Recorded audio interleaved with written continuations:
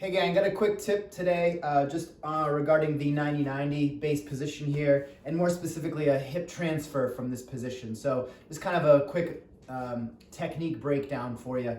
And what we see sometimes is people just kind of going through the motions, and it's very important with all these movements is to have some intent and some really proper movement patterns when we're doing these. So the 90-90 position here, a typical incorrect form is when someone will just rotate around, okay, and they're creating no tension through the body. There's no separation here through the knees, especially as I come through that middle. I've got a big rounded back. Now, of course, if you're tight, you can certainly use kickstands, which I refer to as the hands. I want people to stay as tall as they can through their torso.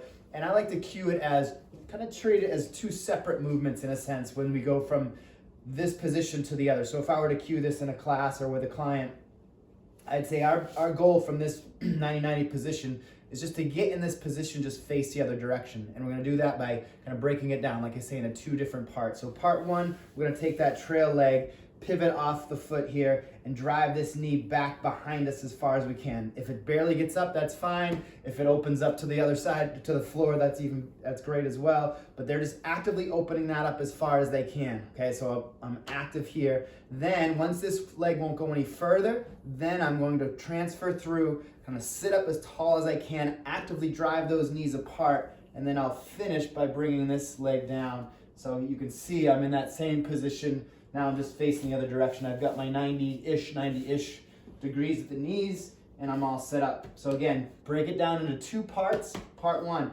actively drive this leg. If you need a kickstand, feel free. Actively drive that leg over. Keep that torso in line with this leg to start. So I'm actively driving. Once I hit my block there, I'm gonna open up, drive the knees, come down under control, and finish tall, facing that back of the original position. So with your 90-90, specifically those transfers, think of it as two parts and see if that makes things a little bit more challenging, but a little bit more effective for you.